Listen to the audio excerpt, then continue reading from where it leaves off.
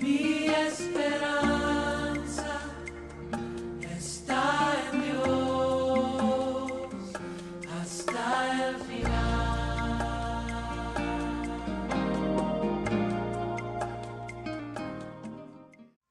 Tú y yo estamos aquí. Y estamos aquí para recibir bendición de parte de Dios.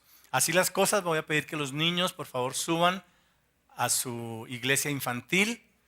Y nosotros vamos a disponernos para leer, estudiar y meditar la palabra del Señor. Para eso le pido que busquen su Biblia, el libro de Deuteronomio, en el capítulo 8 y en el versículo 10. Deuteronomio, capítulo 8, versículo 10. Vamos a empezar a leer lo que el Señor tiene para nosotros en este día. Amén. ¿Ya lo encontró? ¿Si trajo su Biblia o está esperando la proyección? Vamos a leer juntos. Dice la palabra del Señor: cuando hayas comido y estés satisfecho, alabarás al Señor tu Dios por la tierra buena que te habrá dado. Pero ten cuidado de no olvidar al Señor tu Dios. No dejes de cumplir sus mandamientos, normas y preceptos que yo te mando hoy. Y cuando hayas comido y te hayas saciado, cuando hayas edificado casas cómodas y las habites, cuando se hayan multiplicado tus ganados y tus rebaños, y hayan aumentado tu plata y tu oro, y sean abundantes tus riquezas, no te vuelvas orgulloso ni olvides al Señor tu Dios, que te sacó de Egipto, la tierra donde viviste como esclavo. Versículo 17. No se te ocurra pensar: esta riqueza es fruto de mi poder y de la fuerza de mis manos. Recuerda al Señor tu Dios, porque es Él quien te da el poder para producir esa riqueza, y así ha confirmado hoy el pacto que bajo juramento hizo con tus antepasados. Amén. Linda palabra, ¿verdad? Nos habla de bendición, nos habla de prosperidad, nos habla de abundancia, pero nos pide en 3 ocasiones en estos 8 versículos que no nos olvidemos del Señor. Y es claro que nos está hablando de riqueza, de bienestar, de abundancia, de prosperidad, porque la Biblia nos habla mucho de ello. Estamos comenzando el segundo semestre de este año, es el primer domingo de este semestre, y durante este mes vamos a estar hablando de administración en la familia, en la iglesia y en la sociedad. Es un tema supremamente importante, toda vez que entendemos y creemos que todo le pertenece a Dios. No sé si usted cree eso. Todo es de Dios. A partir de ese momento tendremos que entender entonces que nosotros somos sus administradores.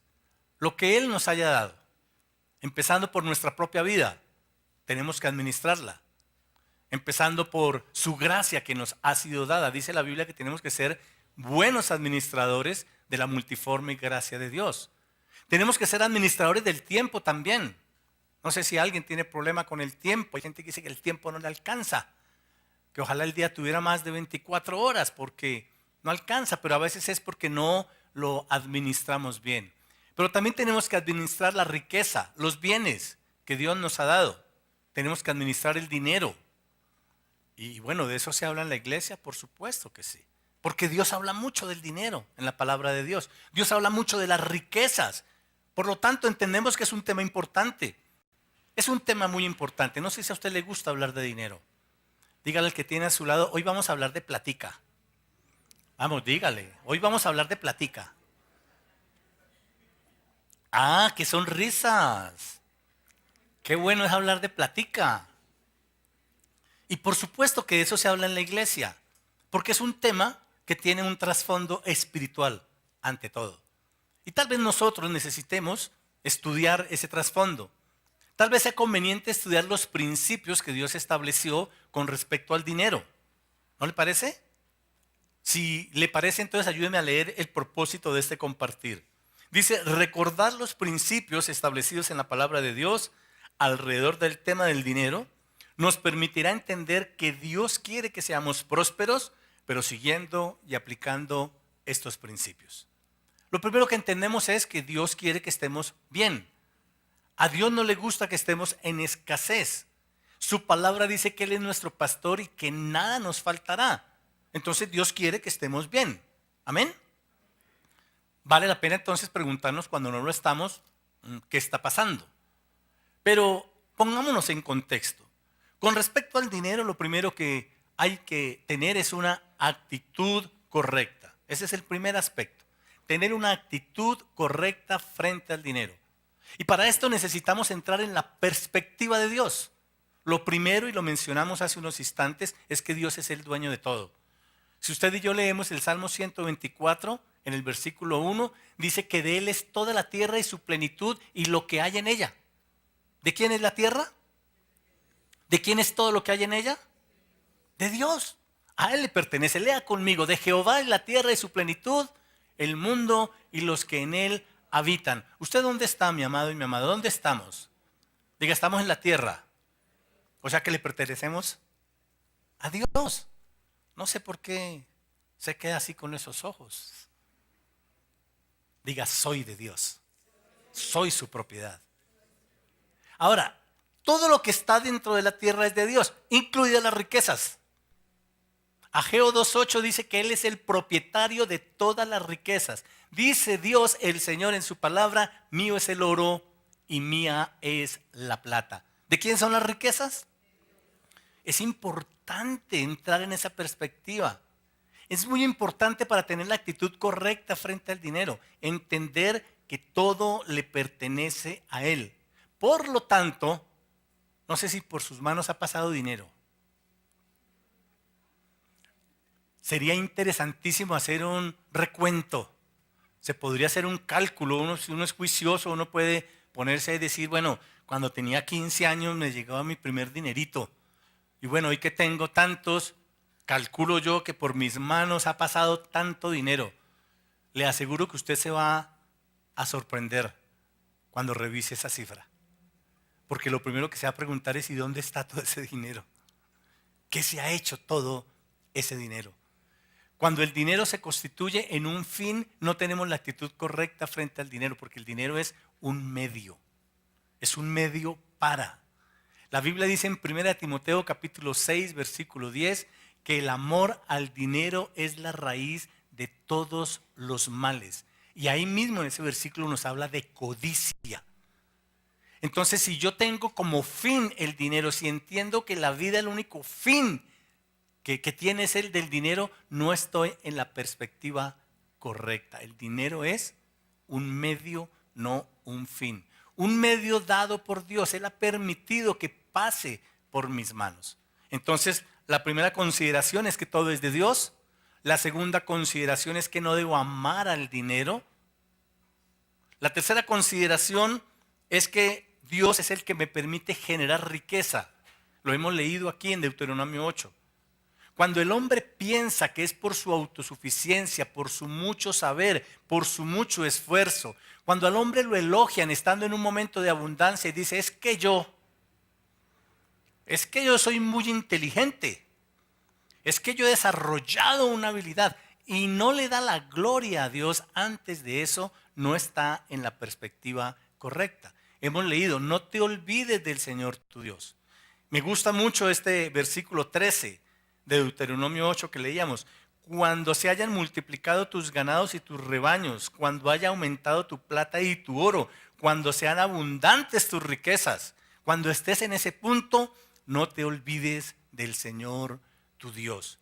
Pero esta es una porción que nos anima a que cuando estemos en ese punto, reconozcamos que es por la misericordia y gracia de Dios.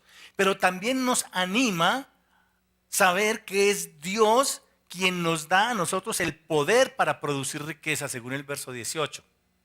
Entonces, si yo estoy en ese punto de abundancia, no me voy a olvidar de Dios. Si no estoy en ese punto de abundancia, se vuelve una motivación lo que Dios ha establecido. Él me ha dado a mí, verso 18, Él me ha dado, y tal vez usted quiera tomar esa palabra para su vida, es Él quien me da el poder para constituir, para producir la riqueza? ¿Quién me da el poder para producir riqueza? Dios está diciendo que tú y yo tenemos poder dado por Él para producir riqueza. Así que eso se convierte no solamente en un principio, sino en una motivación.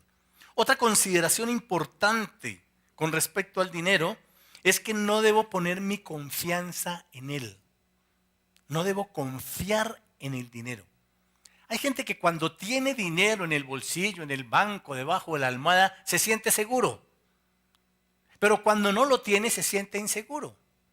Cuando está bien el saldo, cuando va bien las cosas, duerme y come tranquilo. Pero cuando hay escasez, no duerme y no come tranquilo, porque su confianza la ha colocado en el dinero y no en el Señor. Uno de los ejemplos, ya en el Nuevo Testamento, en el capítulo 12 del Evangelio de Lucas, las enseñanzas de Jesús, nuestro Señor Jesucristo, Lucas capítulo 12. Versículo 15. Dice, tengan cuidado, advirtió a la gente, absténganse de toda avaricia, porque la vida de una persona no depende de la abundancia de sus bienes. Ese es un principio del reino. Y si tú miras la versión Reina Valera, dice, la vida del hombre no consiste en los bienes que posee. Nuestra confianza no debe estar puesta en las riquezas, nuestra confianza debe estar puesta en Dios. Este es el contexto de la famosa parábola del rico insensato. Aquel que estaba en ese nivel de Deuteronomio 8:13. Todo se había multiplicado. Estaba viviendo en la abundancia y en la sobreabundancia. Y no dormía. No dormía tranquilo. No comía tranquilo. Porque se devanaba los sesos pensando, viene otra cosecha y no sé qué voy a hacer. Qué problema, ¿no? Qué problema tan serio el que tenía este hombre. Pues para él lo era. Y para muchos ricos de este mundo, así es. Yo conocí a un hombre con mucho dinero. Hace unos 20 años. Tuve oportunidad de conocerlo y de atenderlo. Era el dueño de una cadena de almacenes muy grandes. Primeramente en Bogotá, después en el país. Y lo visité porque un día por temas de negocios tuve que ir a su casa. Y obviamente vivía así, vivía en la casa de Deuteronomio 8:13. Y él me brindó algo para tomar y yo empecé a elogiarlo y a decirle, bueno, qué bienestar, usted está muy bien, lo veo muy bien. Y él me decía, fíjese que no, yo no duermo. Yo le decía, ¿pero por qué? Dice, de pensar en los bancos. De pensar en las deudas. Es que la gente cree que todo es color de rosa. Sí, yo tengo, pero también debo. Y a veces no sé qué voy a hacer para pagar. Y a veces eso me quita la paz. Y a veces yo me levanto y mi esposa está durmiendo, mis hijos están durmiendo y a las 3 de la mañana tengo que irme con los guardaespaldas a montar en bicicleta. Tremendo eso, ¿no? Una persona que ha puesto su confianza en el dinero. Pero una persona que pone su confianza en el dinero, dice Proverbios 11:28, que no va a terminar bien. La Biblia en Proverbios, en el capítulo 11, en el versículo 28, dice que si mi confianza está puesta en el dinero, las cosas no van a estar bien. El que confía en sus riquezas se marchita. Tremenda esa expresión, ¿no? O sea, pierde, cae. En la versión Reina Valera dice caerá. El que confía en las riquezas caerá. Pero tú y yo hemos sido enseñados y seguimos siendo enseñados por Dios para confiar siempre en Él. Esa es la perspectiva de Dios con respecto al dinero, que le pertenece a Él, que yo soy tan solo su administrador, que no debe ser un fin, sino un medio, que reconozco que el poder para producir riquezas me lo da Él y que no confío en el dinero, sino que confío en Dios. Amén. Teniendo la actitud correcta, entonces vamos a mirar el segundo aspecto que aparece allí en su volante, donde dice gastos. Gastar la platica. ¿A quién le gusta gastar la platica? Ah, soy muy rico. Bueno, si usted se pone muy espiritual y quiere seguir allá introspectivo, está bien, pero es muy rico gastar plata. Ahí no se haga, nos ponga serio, ya, ahora sí. Es rico, eso gratifica, eso alegra el corazón. ¿A quién no le gusta estrenar? ¿A quién no le gusta ir de compras? ¿A quién no le gusta verse bien? Comprar cosas buenas. Dios quiere que hagamos eso. En ese punto nos quiere Dios. Eso es lo que dice su palabra. Pero para poder gastar necesitamos tener, y para poder tener necesitamos, vamos, dígalo fuerte, trabajar. Vamos, diga trabajar. Porque si nos gusta gastar pero no nos gusta trabajar, estamos en problemas. Hay gente por ahí que le gusta gastar. Hay gente por ahí que le gusta gastar, pero no le gusta trabajar. Como decían por ahí, le gustan los gozosos. Diga, el trabajo es una bendición. El trabajo es una bendición. Yo tengo que producir, pero el Señor dice que todo lo que yo haga lo va a prosperar. Solo necesito entender eso, ser diligente. Josué capítulo 1 versículo 8 dice: no se aparte de tu boca este libro de la ley, medita en él de día y de noche.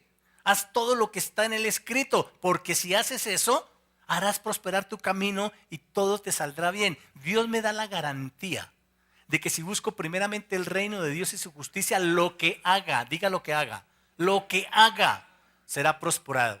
Ahí hay diligencia. Ahí hay esfuerzo. Dice: lo que emprenda le saldrá bien. Lo que emprenda. Dios no prospera que yo esté cruzado de brazos. Dios no prospera que yo sea perezoso o negligente o irresponsable. Dios prospera el esfuerzo. Dios prospera el trabajo. Dios prospera la perseverancia. Eso es lo que Dios prospera. Cuando yo recibo, cuando yo produzco, cuando yo genero recursos, entonces ahí sí puedo gastar. Pero para gastar necesito sabiduría, necesito inteligencia, necesito buen juicio. En el libro de Proverbios, en el capítulo 24, en el versículo 3, sigue Dios hablándome de riqueza, sigue Dios hablándome de recursos, sigue Dios hablándome de bienestar. Pero mire cómo dice la palabra: con sabiduría se construye la casa, con inteligencia se echan los cimientos, con buen juicio se llenan sus cuartos de bellos y extraordinarios tesoros. Estamos confirmando que a Dios le gusta que estemos bien. A Dios le gusta que vivamos bien. Pero necesito, repita conmigo si es tan amable, verso 3 dice: sabiduría. Necesito inteligencia. Y el verso 4 dice: buen juicio. Vamos, diga: sabiduría, inteligencia, buen juicio. Cuando se trata de gastar, yo necesito esas tres cosas.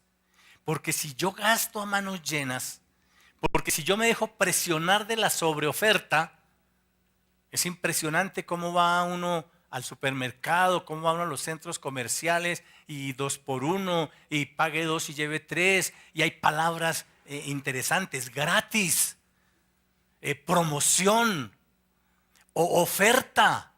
Entonces somos provocados por eso, y si no hay sabiduría y si no hay buen juicio, termino comprando más de lo que necesito, o aún más, termino comprando cosas que no necesito, o lo que es peor aún, termino gastando más de lo que tengo. ¿Usted cree que es posible gastar más de lo que se tiene? Claro que es posible. Se llama tarjeta de crédito, se llama crédito rotativo, se llama crédito de libre inversión, se llama hipoteca.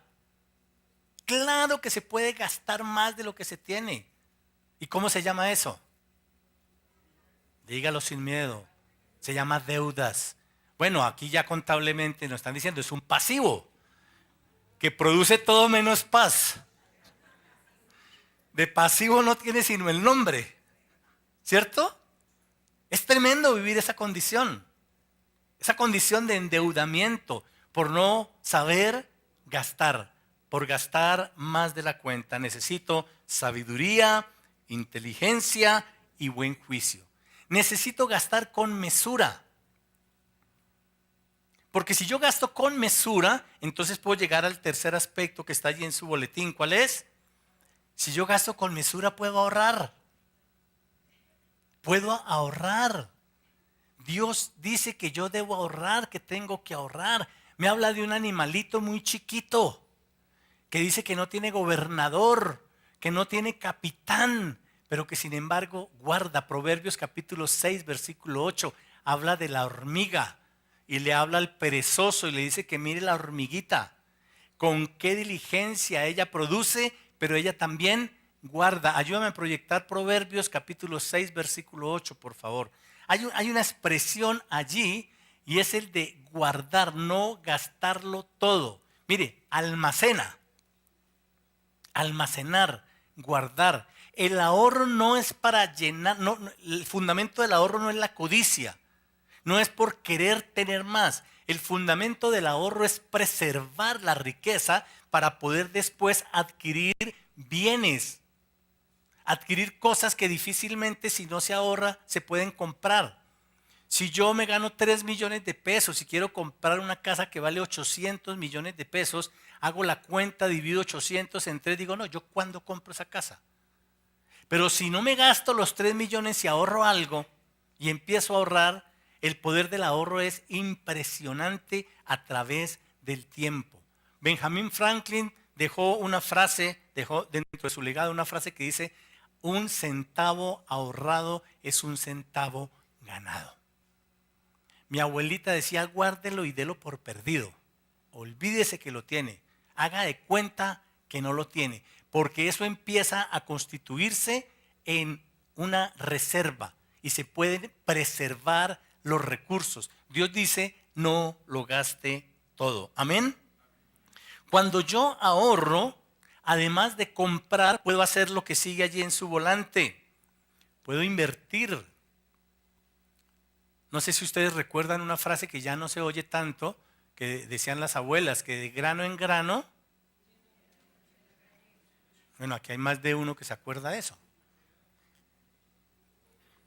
Poco a poco, el ahorro cobra fuerza y cobra valor en la medida en que se persevera en él. Cuando se coge el ahorro como un hábito, la vida cambia. Porque entre un ahorro y un pasivo produce más paz el ahorro que el pasivo, que la deuda.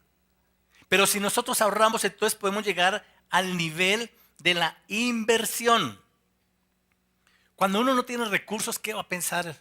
Es que le hablan de inversión. ¿Yo de dónde? ¿Yo cómo voy a invertir? Pero el que ha ahorrado puede pensar en la inversión.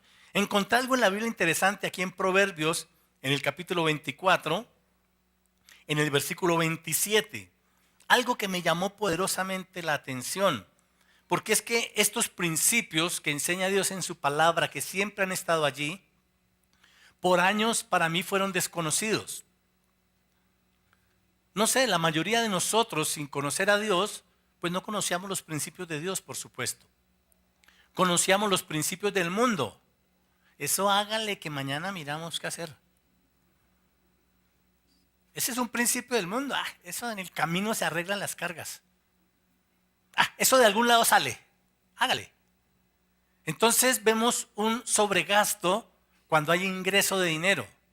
El día de San Billete, el 15, el 30, el día que pagan la prima, por estos días se reactiva el mercado. Mi mamá dice que en diciembre parece que se fuera a acabar el mundo, porque todo el mundo se desborda a gastar, porque entra algo de dinero. Pero no se conocen los principios del reino, sino los principios del mundo. Yo fui muy afectado por Rico McPato. ¿Alguien ha oído hablar de ese señor? Los de mi generación, los de hoy en día creo que no lo oyen. Creo que ven otros monachos, diría mi abuela. Pero ese monacho a mí me hizo mucho daño, porque me hizo pensar en el dinero como un fin. Porque él aparecía en sus bodegas llenas de monedas, de billetes, y lo mostraban cómo se tiraba en plancha, y se regocijaba y se bañaba en oro. Y eso lo hace pensar a uno en rico, en que eso es, y que por ahí es, y que para eso es la vida. Pero no nos enseñaron los principios. Estos son los principios del reino. Mire Proverbios 24, 27 dice, prepara primero tus faenas de cultivo y ten listos tus campos para la siembra, y después de eso construye tu casa. Aquí hay un principio escondido maravilloso. cuando se trata de inversiones, cuando se trata de generar recursos, cuando tengo recursos, aquí la Biblia me está diciendo, antes de comprar casa, monte un negocio. Si usted me permite parafrasear este versículo, antes de comprar casa, genere riqueza, genere algo que le va a dar para la casa. ¿Cuántos empresarios hay aquí? No somos la mayoría, sin que necesidad de levantar la mano. Entre nosotros la mayoría no es empresario. La mayoría de los que estamos aquí somos empleados. Pero Dios me estaba vendiendo aquí un principio. Primero, prepare sus faenas para el cultivo y tenga listo el campo para la siembra. Después, construya su casa. Más adelante aquí en Proverbios, en el capítulo 27, se reafirma este principio a partir del verso 23. Proverbios 27, 23. Mire la mentalidad del reino. Asegúrate de saber cómo están tus rebaños y cuida mucho de tus ovejas. O sea, aquí me está confirmando que hay que tener empresa, que hay que tener negocio. En el tiempo que esta palabra fue escrita, eso era tener empresa, eso era tener negocios. La riqueza estaba medida en la tierra y en las posesiones, pero las posesiones no eran casas y edificios, las posesiones eran animales. No sé si ha visto eso en el Antiguo Testamento, en el libro de Job particularmente, cuántas vacas, cuántos terneros, cuántas cabras, cuántas ovejas. Aquí está diciendo, asegúrese de ver cómo está el negocio. Tiene que cuidarlo. Y dice el verso 24, pues las riquezas no son eternas, ni la fortuna está siempre segura. Cuando se limpien los campos y brote el verdor y en los montes se recoja la hierba, o sea que hay que tener cuidado y darle mantenimiento a la empresa, dice, las ovejas te darán para el vestido y las cabras para comprar un campo. Se ratifica la idea de Proverbios 24. Eso es lo que Dios quiere. Que nosotros desde el comienzo pensemos en invertir.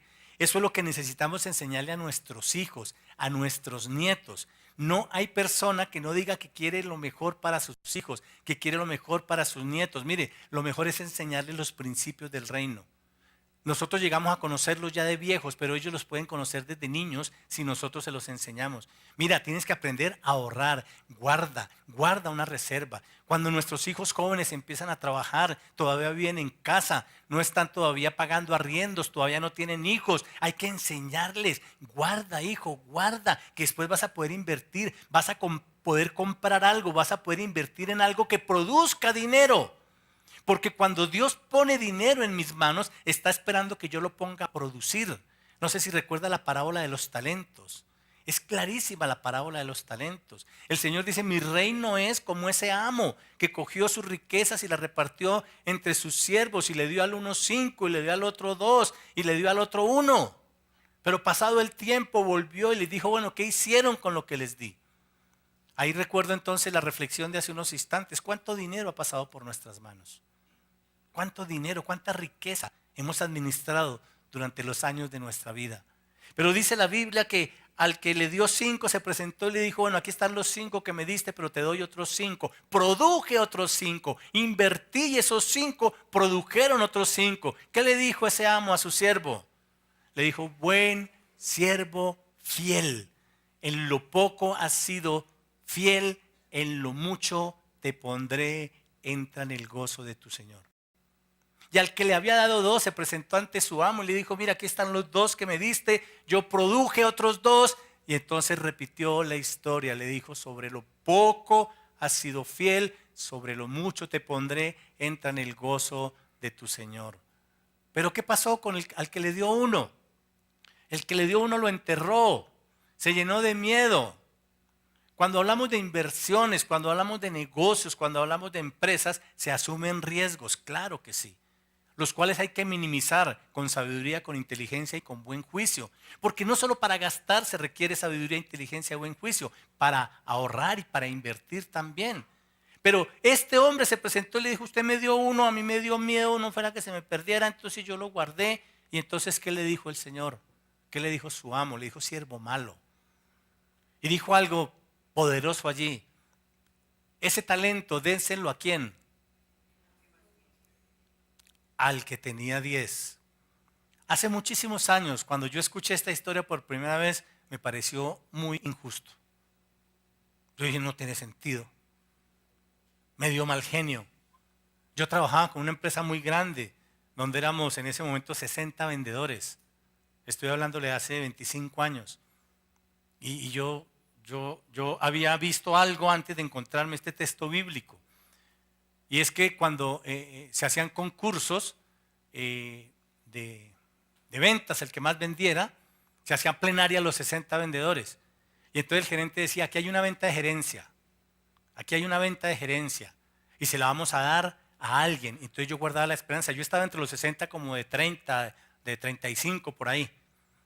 Y entonces yo dije, ojalá tal se acordaran de uno. ¿Será que me toca? Porque a veces tenemos esa mentalidad, ¿no? Que nos caiga así. Señor, acuérdate de mí.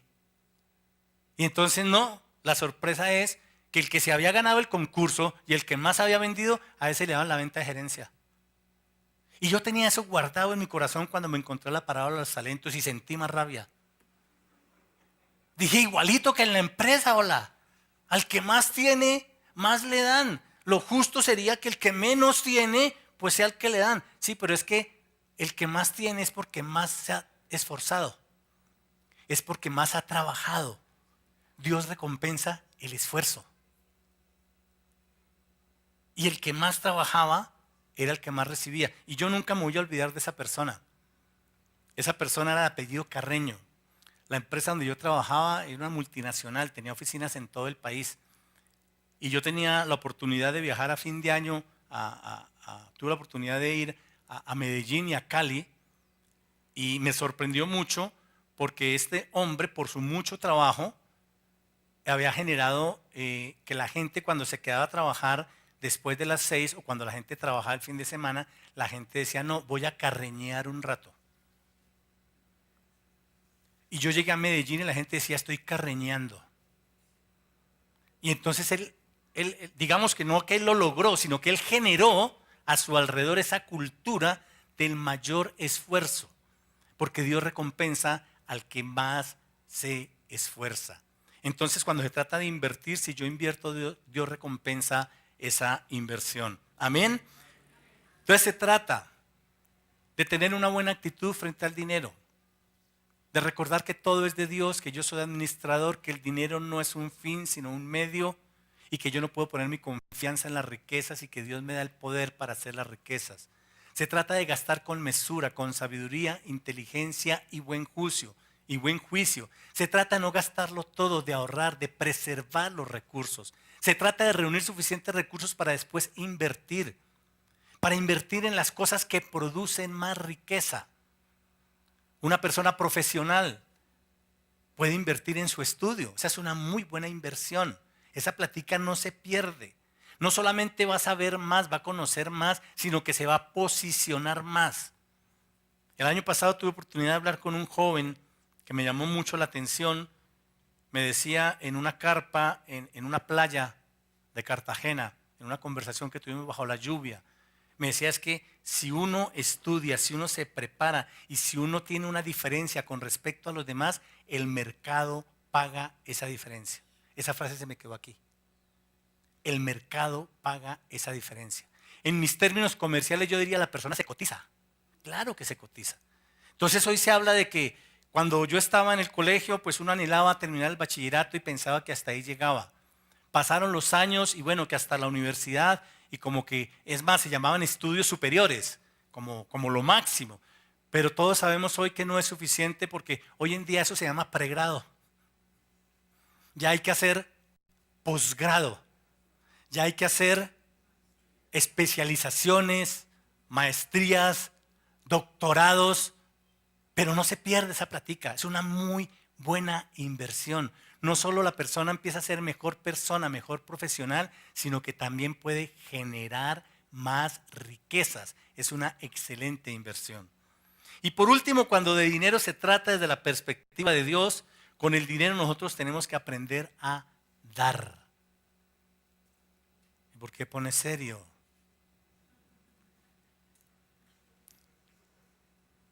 Dar. Hay que aprender a conjugar ese verbo en primera persona. en presente continuo, porque nuestro Dios, que es nuestro Padre Celestial, es dador por excelencia. Y yo soy su hijo. Y si la naturaleza de Dios está en mí, no está solo en el amor, no está solo en la gracia, no está solo en la misericordia, no está solo en el poder, está en su naturaleza de dar. Dios es dador y ama al dador alegre. En los principios del reino, cuando yo doy, obtengo más de lo que doy. En los principios del mundo, si yo doy, tengo menos. Entonces, si el mundo me dice, si mi sentido común me dice, si usted da, se queda con menos, ¿usted cree que yo daría? Pues ni bobo que fuera. Pero Dios, que es dador, me dice, dé. Si usted le da al pobre, le está prestando a Dios. Si usted le da al necesitado, está sembrando en el cielo, está haciendo tesoros en el cielo. Si usted le da a Dios, Dios le devuelve multiplicado al 30, al 60, al 100 por 1. La Biblia dice en Proverbios capítulo 11, versículo 24, que hay muchos que dan a manos llenas y sin embargo tienen más. Aleluya, mire lo que hay. Unos dan a manos llenas y reciben más de lo que dan. Eso es contrario a la lógica.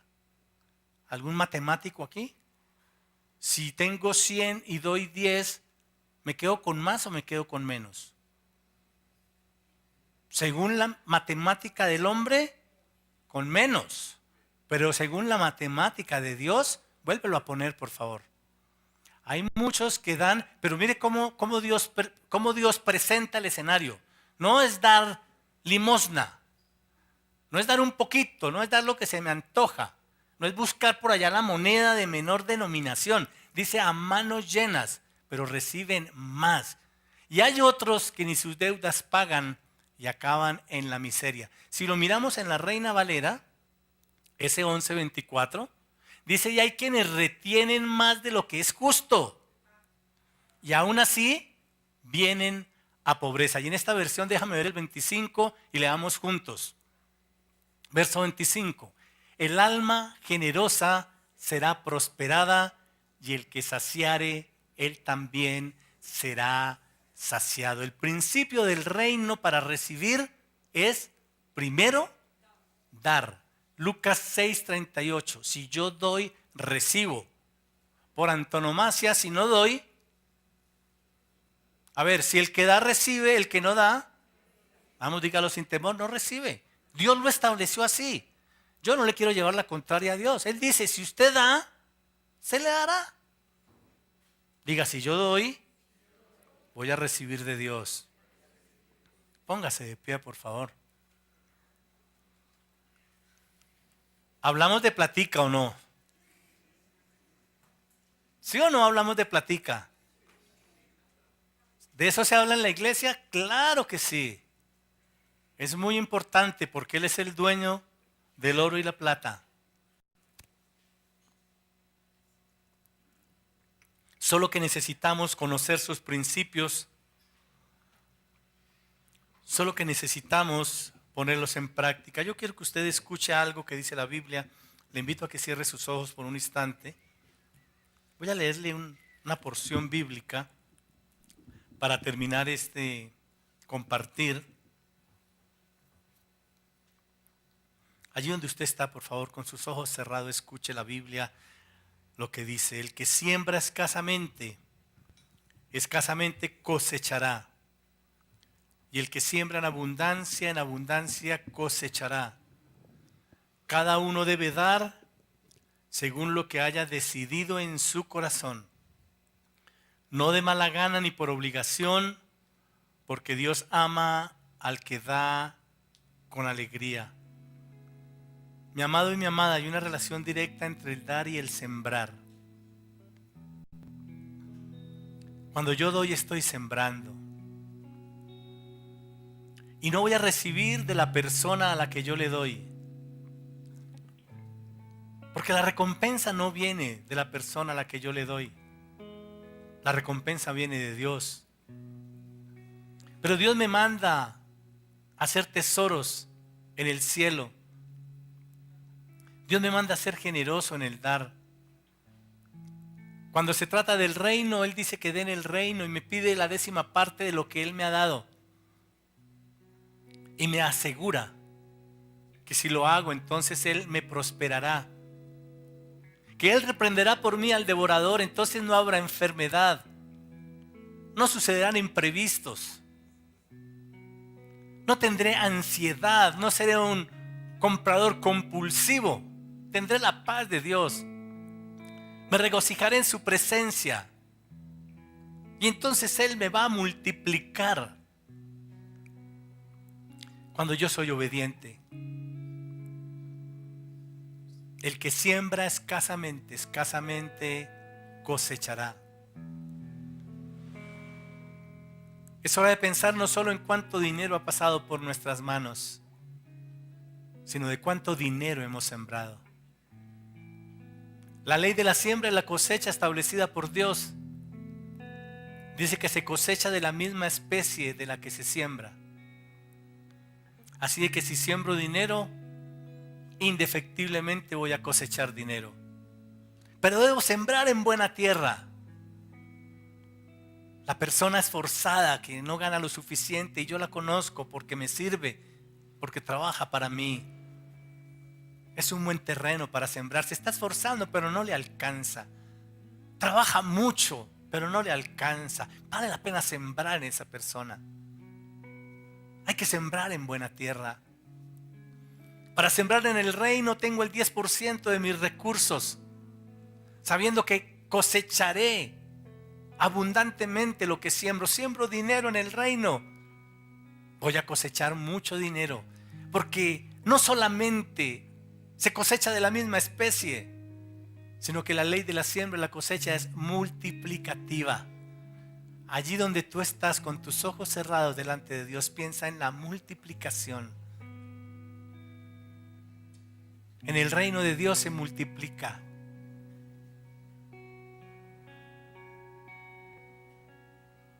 En el reino de las tinieblas se divide. En el reino de Dios se suma. En el reino de las tinieblas se resta. Pero tú y yo hemos sido puestos en la tierra como hijos de Dios para generar riqueza, para sumar, para multiplicar.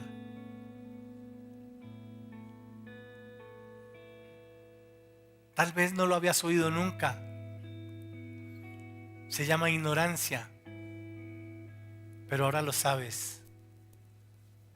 Tal vez lo habías oído una vez, o tal vez muchas veces, pero no lo habías practicado. Se llama negligencia.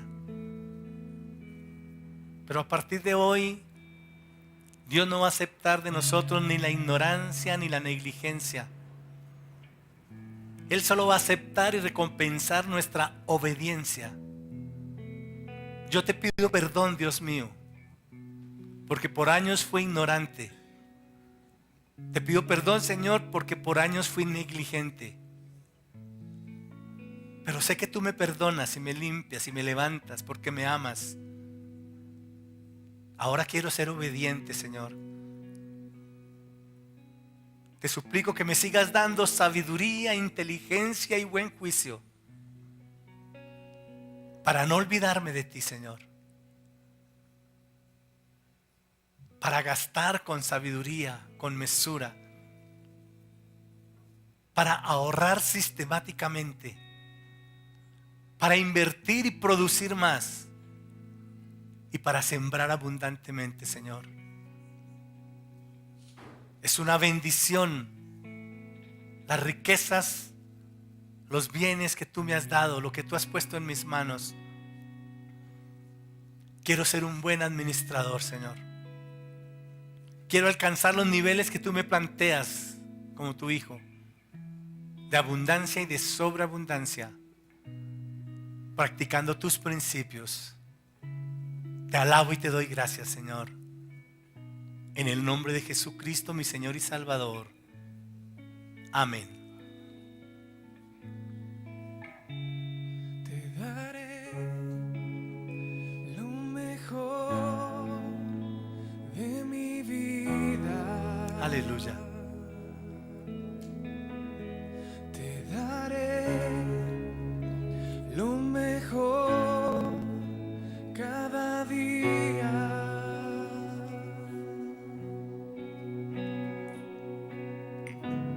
Será mucho más que una canción.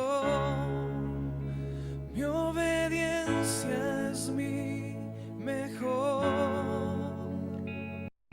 adoración. Te daré lo mejor de mi vida. Te daré lo mejor cada día.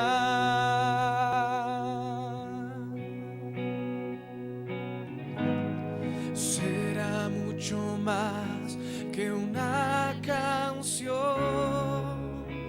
Mi obediencia es mi mejor adoración.